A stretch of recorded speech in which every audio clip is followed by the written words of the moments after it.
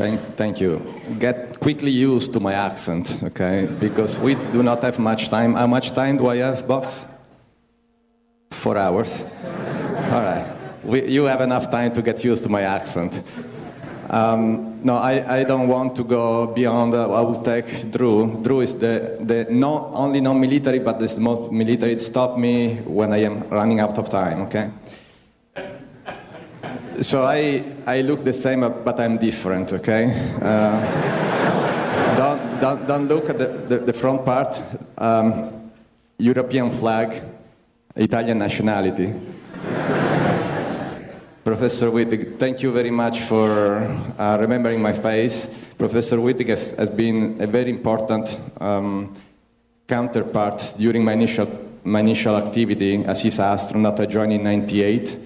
And you were always a name that was following us through the beginning of the European Astronaut Corps.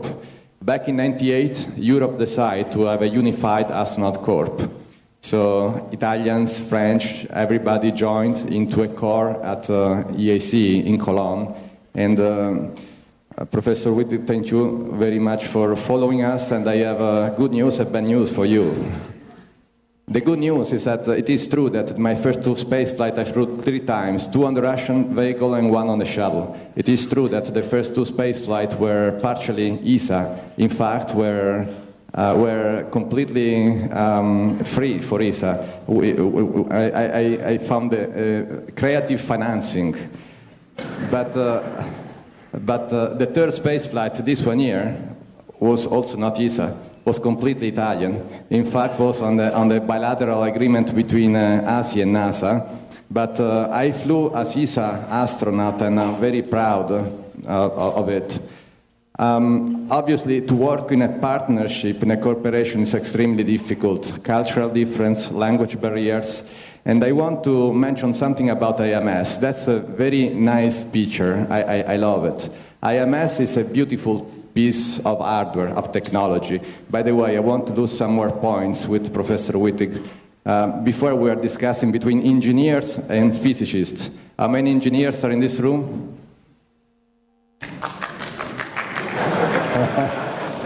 What about physicists? Okay.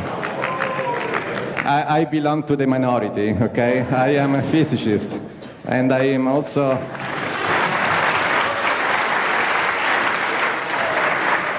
But I do have a lot of respect for engineers, and especially for the fine German engineering capability. And this piece of hardware is really beautiful.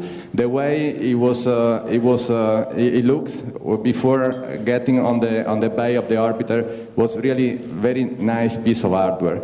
Now, I want to take a moment to acknowledge the professionality of the team of the IMS people. We had the opportunity to interact with them, and they were young, they were talented, professional. I discovered with great pleasure that 2 of them are here today. I don't know if there was anyone else at the Cape, but please, Andreas and Melanie, and if anyone else was with them, I remember their face, so I apologize if I forgot anyone else, but please stand up, and congratulations for...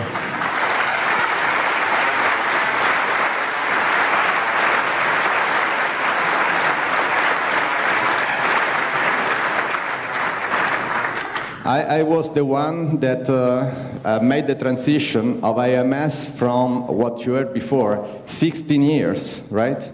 16 years to build IMS. Effort of many countries, many scientists, many engineers. And I was the one that had the privilege to make the transition from the preparation and operation. So I was watching out of the window at the moment the bay got open, and I was thinking, well, it is a great honor for me to be the one that will lift IMS from the bay, making the transition from the preparation to the operations. And that's me. You don't see me, but I was inside the shuttle, operating the arm, grappling the IMS, and the other, go back one, the other, in life, my philosophy is to have a few ideas, but very clear, okay? And that idea that I had very clear was the cost of AMS. All right? In reality, in your slide, you were indicating 1.5 billion. I had in mind 2 billion. So,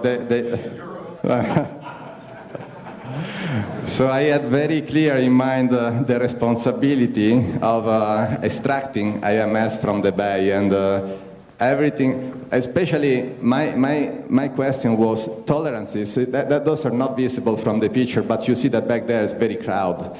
The tolerances were, Box, don't flip around, otherwise we distract the audience. The tolerances were centimeters.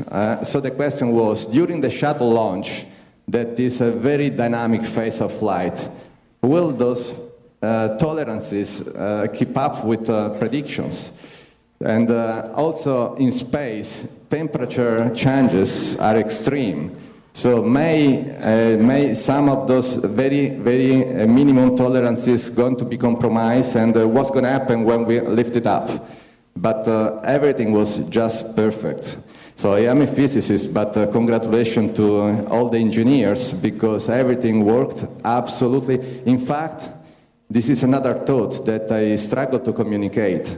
Simulations, sometimes you do simulations and then real life is more difficult. My experience was the opposite.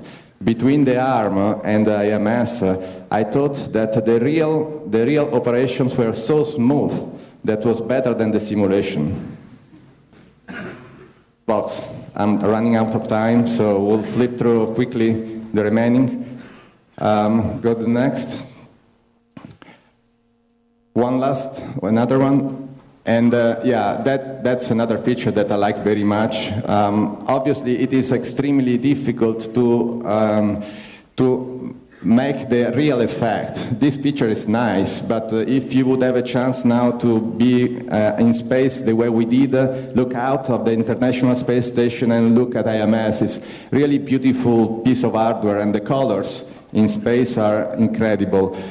Solar panels, in the changing of the angle of the sun, they have a really unbelievable colors. Next. I will go quickly through the rest. In addition to taking AMS from the bay and give it to Box for the installation, my job was to do experiments, Italian experiments, but also some ESA experiments. Next. And yeah, we should get, maybe during the question and answer, microgravity. We all know that in microgravity, very simply, everything floats. Okay, that's the basic idea, very clear. Nevertheless, tomorrow when you wake up in the morning, okay, before you wake up, try to put yourself in a condition where opening your eyes and you see yourself floating over the bed. Okay. So the first question would be, well, yeah, I know where is the bathroom, so how do I get to the bathroom? So you push yourself and eventually grab on the door and put yourself inside the bathroom, and then you find yourself upside down in front, looking at the mirror, all right? So with some effort, you regain control of your body, and then you open the water, and the water, guess what? Doesn't fall down, but form a bubble, all right? That would be an interesting day to start with. Now, what you see here is one image that is very confused, but I like to say that in space, one of the most important tasks is storage. Again, open your drawer and everything is floating inside, and then everything is floating outside. So the majority, a big effort of the long-duration crew members, like Spanky, that spent, I don't know how he did, it's 1 year, is storage and handling daily life that here on Earth is much easier. Next Box, I know that I'm running out. I like this picture also because in here I am inside the European Space Agency module, the ATV. And that is another very nice piece of engineering. I absolutely loved it. I was spending time just floating around the empty part of the structure to enjoy the way it was built. It was absolutely a perfect piece of hardware. Next. and this is my last slide, another event. I was, where is it? Another very special event linked to our space flight that will remain in history. For the first time, the Pope, Benedict XVI, had an in-flight call with us, and that for sure will remain in history and in all of us. And with this, I will leave it to Drew Feustel for some unbelievable images about extravehicular activities.